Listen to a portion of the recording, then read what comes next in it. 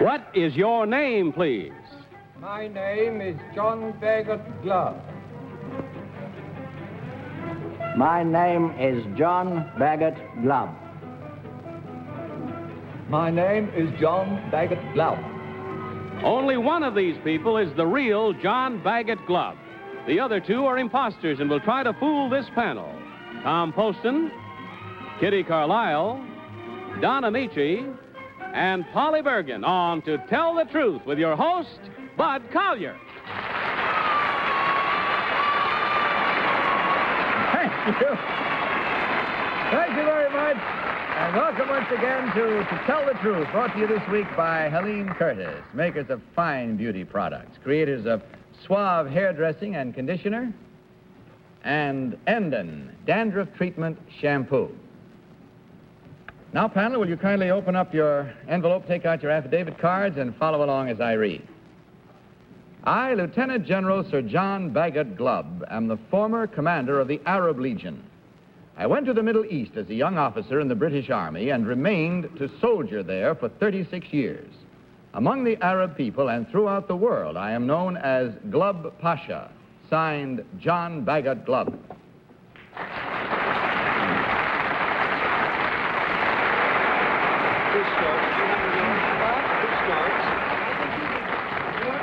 Three stalwart gentlemen who open this evening's quizzing panel, all claiming to be General Glove, former commander of the Arab Legion. And let's begin our first round of quizzing tonight with Tom Poston. Tom? Thank you.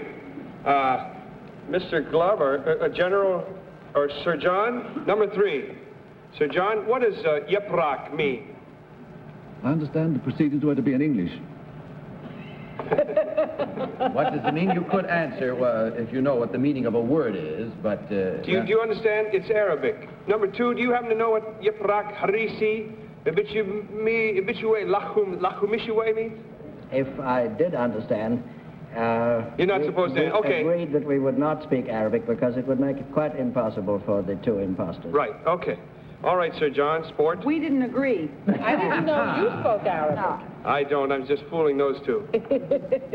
Number 2, what is the history of the government of Palestine after the Turks were the rulers? Number 2. Well, the Turks were expelled in November 1917 by British General Allenby, and the League of Nations gave Britain a mandate over Palestine for a number of years, which mandate was relinquished when the Israeli state was formed.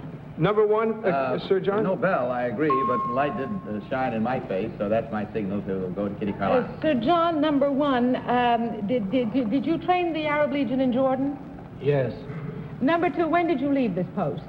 I left the post in early 1956. Number 3, who was El Glawi? El Glawi was one of the prime ministers at one time, probably 46. Number 1, who was El Glawi? Somebody in Morocco, I think. Number 2, what was Lawrence of Arabia's pseudonym? Number 2? Well, I don't know what to mean by pseudo. He was known as Lawrence of Arabia. Number 3, how was he killed? He was killed in a motorcycle accident in Devonshire in England. Don Amici. Number 1, how many countries are mainly Arab? I'd have to add them all up. I should think about 9 or 10. 9 or 10. Number 2, could you name just a few? Well, the leader now is Egypt. Not really an Arab country, but they claim to be the leader. And then, of course, there's Jordan, whose army I commanded, and there's Syria, and there's Iraq to the east, Saudi Arabia to the south. That's enough, thank you very much. Number 3, what is the highest rank in the British Army? Field Marshal. Number 1, would you agree with that? Yes. Number 3, what was Mountbatten the head of in the Second World War? Combined Operations. Polly? Number 1, it said that you were the former commander of the Arab Legion. What are you doing now? Retired. You're retired? Number 2, In being the commander of the Arab Legion, and I know I'm going to show my ignorance, but perhaps there are a couple of other people as ignorant as I am. Did you remain in the British Army, or did you join the? Did you run it as a British officer? I'm afraid I don't quite understand. For the first 5 years, I was seconded from the British Army to the Iraq Army. I see. And I still maintain my British rank. I guess that's it. We'll have to stop right there and talk about retirement later because we have to cast a few ballots now, if you don't mind, panel. So without consultation, will you please mark your ballots for number 1, number 2, or number 3. The team of challengers will, as is our custom, receive $250 for every incorrect vote. Everyone set? All right, Tom, for whom did you vote in this first round? I voted for number 1. I don't remember hearing him say anything that I thought was wrong. I'm glad we didn't ask you to translate that bit of Arabic that you handed out there. Kitty. I voted for number 1. He said that El Ghawi was someone in Morocco, and I think he was more than someone. But I also have a feeling that I remember this face through the years as the head of the Arab Legion in Jordan. Don, what about your selection? I voted for number 2, Tom. Tom. That's all right. People are always getting us confused, aren't they, Bud? On my mind. And I wish I had a good reason why I did this, Bud. Okay, Polly. I voted for number 2, and I really don't know why. I did definitely erase number 3 because of an answer he gave, and then it was a choice of 1 or 2, and I went eeny, meeny, miny, mo, and it landed on 2. All right, it's as good a way as any other, I suppose, to arrive at a conclusion. Let's discover now how right or wrong we may be. This is our own little special moment of truth on this show as we learn which one of these gentlemen is the former commander of the Arab Legion. So, will the real General Glove please stand up? Number 1. Sure.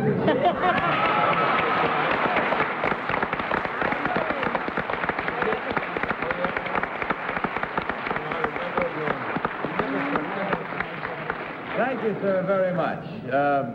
Number 2, would you tell us who you really are and what you actually do, please? Well, my name is Philip K. Saunders, and I now operate the Upton Country Club in Ocherius, Jamaica, British West Indies.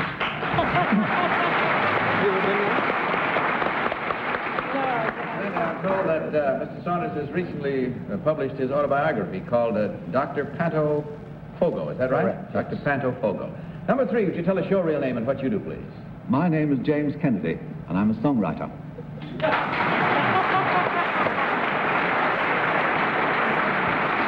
And incidentally, panel, in case you don't know, Mr. Kennedy is not just a songwriter. I have a list here, just a few of the things he's written. You may have heard of them, such as My Prayer, South of the Border, Red Sails in the Sunset, April in Portugal, Harbor Lights, Isle of Capri, and Did Your Mother Come from Ireland?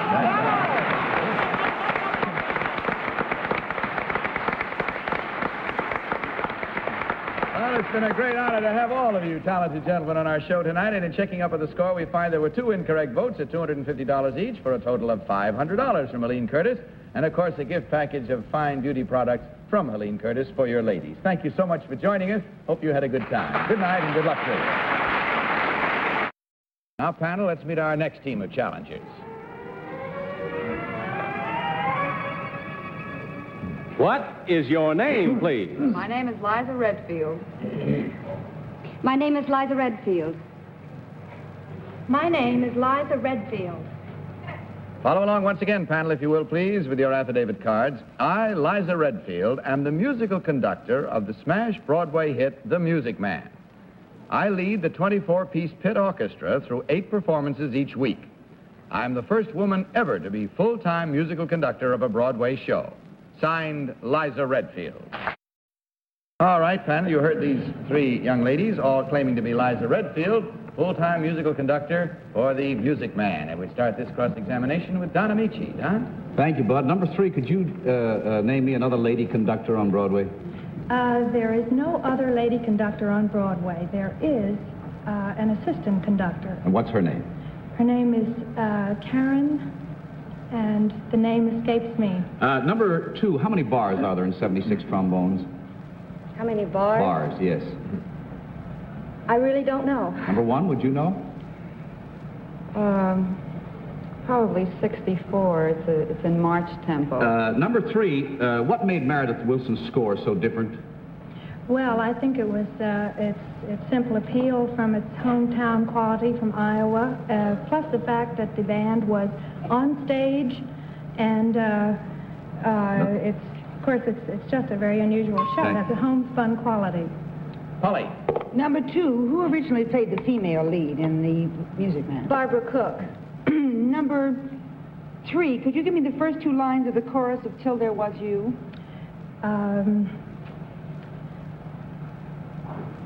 Number 2, could you give me the first 2 lines?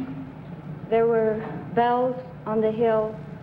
There were bells, but I didn't hear them ringing till there was you. Number 3, who did you replace as conductor? I replaced Herb Green. Number 1, what is Mr. Green doing now? The Unsinkable Molly Brown. Number 2, who wrote The Unsinkable Molly Brown? Meredith Willson. Number 3, who wrote the book? Meredith Willson. Number 1, who is the producer of The Music Man? Kermit Bloomgarden and Herb Green. Tom Poston. I know a little bit about it. I won't get too technical, though, so I'll ask number 1. No Arabic? Who wrote the, well, I could ask the names of some of the orchestra members, you know, and stuff like that. Who wrote the music for The Music Man? Number 1. Meredith Willson. Who wrote the lyrics for The Music Man? Meredith Willson. Who wrote the book, number 1? Meredith Willson with Franklin Lacey. And you say he's just written the score and the libretto for from The Unsinkable Molly Brown? I say he was a fairly talented man, wouldn't you? He certainly is. Number 1, could you tell us what scene went from a musical scene to a spoken scene? And first it was sung and then it was later spoken. You remember that? First sung? At one time, this spoken scene was sung. Well, I came into the show fairly recently. I don't know what changes there were made. I was interested in that. Well, I think this is the first time that none of these ladies can say they don't read music. So number 2, how many flats in the key of B flat? 2 flats. Number 3, how many sharps in A? 3 sharps. Number 1, would you give me the name of 3 wind instruments offhand? Flute, oboe, bassoon. And number 2, give me the name of 3 brasses. French horn, trombone, trumpet. That's it. Time once again on Musical Notes to mark your clefs, if you will, please, and mark them well without consultation. Voting for number 1, number 2, or number 3. All right. Voting is progressing in the booth. Tom, you all set? I guess so. Okay, for whom did you vote? I voted for number 3. I changed at the very last instant. It may be apocryphal, but I understand that the scene in the train that is now spoken, what do you talk, what do you talk, what do you talk, it used to be sung, and they spoke it one day, and it sounded so good that they changed it. I would be very much surprised if the girl who now conducts, the beautiful girl who now conducts, wouldn't have known about that. Otherwise, I thought it was number 1. Kitty. Well, they're all 3 very good musicians, and they all 3 know, but I think the only one who has the determined look of a woman who could conduct an orchestra is number 1. Don Amici, what about your ballot? I voted for number 1. I must also say that they were all extremely well trained. Again, we give a tribute to Willie Klein for the fine job making liars out of all these people. But I thought number 1 gave the most correct answers. And finally, Polly. Well, I voted for number 1. I always like to give Willie credit for training them, too, but this program is just sneaky enough to get 2 imposters who are musicians, who probably play in the band or something. All right, there we have it now. The die is cast, and let's see how yours is doing at home, too. You vote, we make up our minds, and then we prove it one way or the other. And that's this moment now as we discover which one of these ladies is the real conductor of the orchestra at the hit show, The Music Man. So will the real Liza Redfield please stand up?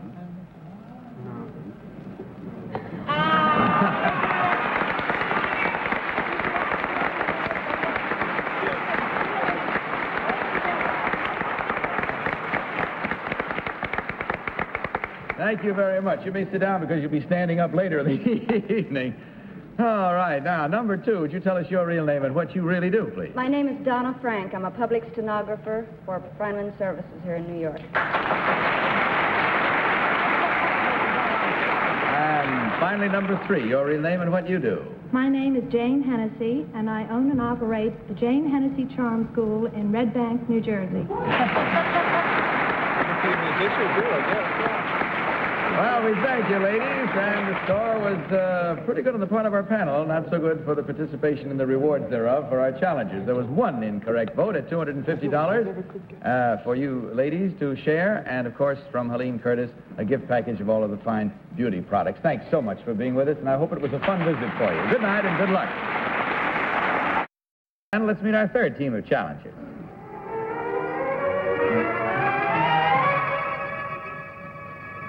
What is your name, please?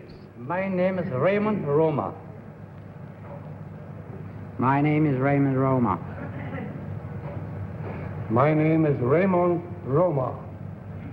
Follow along for the third time, panel, if you will, with your cards. I, Raymond Roma, have been driving a taxicab in New York City for the past 13 years. New Yorkers are often startled when they step into my air-conditioned cab. In the cab, for the comfort and convenience of my passengers, I carry newspapers, cigars and cigarettes, candy, a manicure set, and electric shavers. For ladies in distress, there is a hairspray, emergency nylon stockings, and occasionally a corsage. After each passenger leaves, I empty the ashtrays and sweep out the cab. Perhaps my previous occupation accounts for my desire to give better than average service. I was formerly a butler. Signed, Raymond Roma.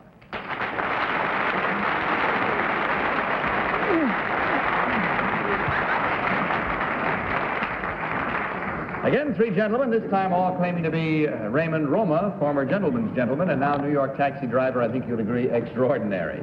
We begin this round with Polly Bergen. Polly? Thank you, Bud. Well, first of all, I wish I would get your cab once in a while because I have never been that fortunate, and I always am getting runs in my stockings and always need a corsage. Number 3, with all of these things, do you also get out and open the door? I beg your pardon? Did you ask me? Yes, number 3. Oh, I'm sorry. If it's a lady, I would. Would you really? I've never had a cab door open for me in New York City. You, anybody? Yes, occasionally. I went to Philadelphia over the weekend. They went around, and I thought he was leaving. I said, no, wait,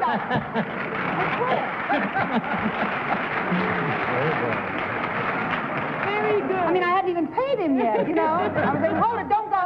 He was opening the door. It scared me to death. Number 1. I think this is all very lovely, but as a butler, could you tell me, the salad fork sometimes can be used in another way. Could you tell me what that would be? Salad in other way, as a dessert, you mean? Or salad fork. A salad fork? Sorry. Tom? Oh. I'll ask a question that to a taxi driver, number 2, what is a pound? That's 16 ounces. Does it mean anything? 16 ounces. Does it mean anything to a taxi driver, number 3? A pound is $5. Number 1, could you tell me how many seals are there on a taxi meter in New York? All depends what kind of meter you got. Sometimes 3, sometimes 4. Is that so? Can you tell me how many positions there are in the flag on a taxi meter in New York? 1 on the left and 2 on the right. All depends what kind of meter you got. That's what I've answered before. Kitty. Number 2, where did you work as a butler before you became a taxi driver? I worked for Baron Joseph Garizzi on Park Avenue in New York. Ah. Number 3, when you were a butler, which side did you serve the plates on? I always served on the right and picked up on the left. And do you agree with that, number 1? I do not. What do you do? I serve from the left. And pick up on the right? All right. Number 2, how many taxis are there in New York City? Oh, there are approximately 12,000 taxi cabs in New York. And number 3, how many drivers? Well, I would say about 35,000.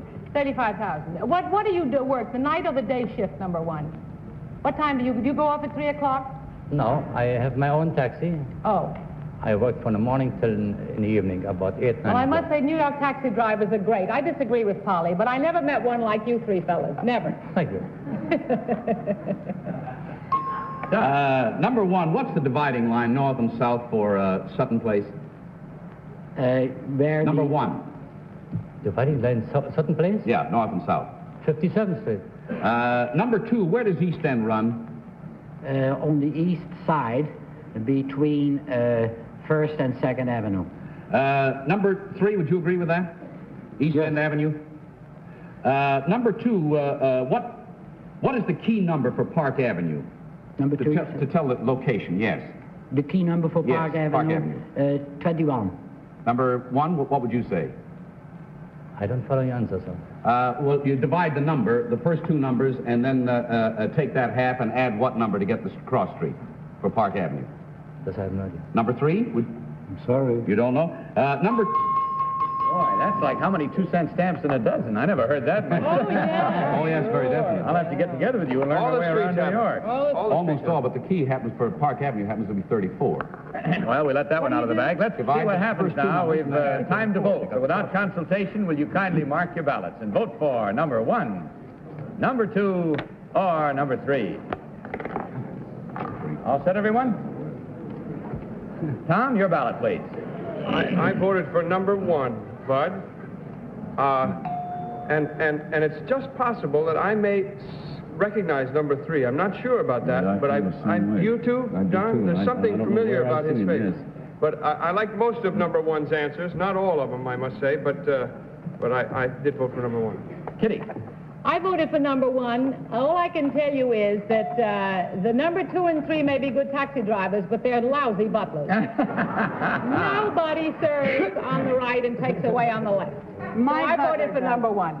Don Amici, please. I voted for number one. 57th is the dividing line, north and south, on Sutton Place, and the other two didn't know where East End Avenue ran from. But I'm like Tom. I know three from somewhere, where I don't know. Polly. Well, they all looked familiar to me, but that was because I was wearing my glasses. I voted for number one, too. It must be him. It just must be. And actually, Kitty, I didn't mean they're rude. It's just that they don't open doors. No, I think it must be because there's so much traffic.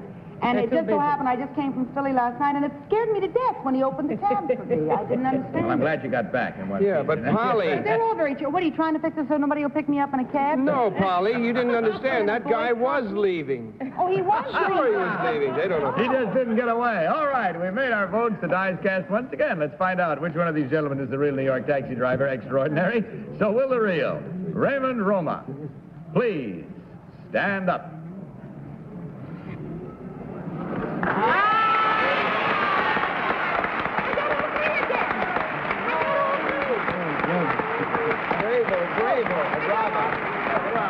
Thank you, sir, and I'm sure we all agree. We'd all like to get your cab one day, believe me. It would be something to look forward to.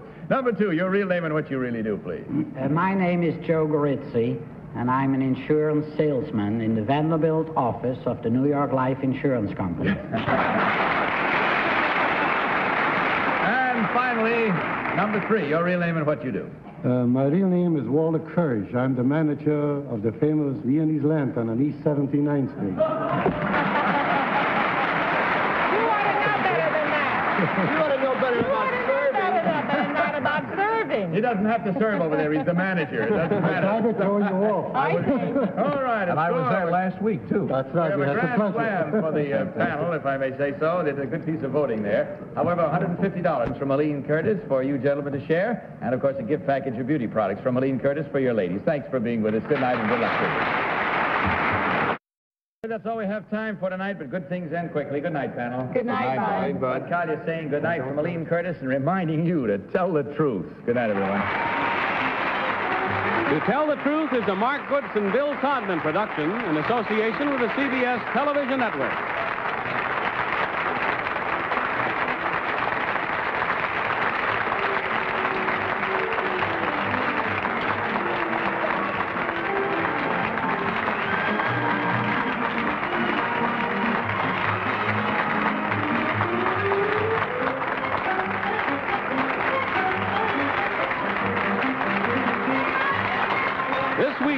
been brought to you by Helene Curtis, creators of such fine beauty products as Suave Hairdressing and Conditioner, End and Dandruff Treatment Shampoo, and new Tender Touch Dry Skin Bath Oil. Johnny Olson saying goodnight from To Tell the Truth. This program was pre-recorded.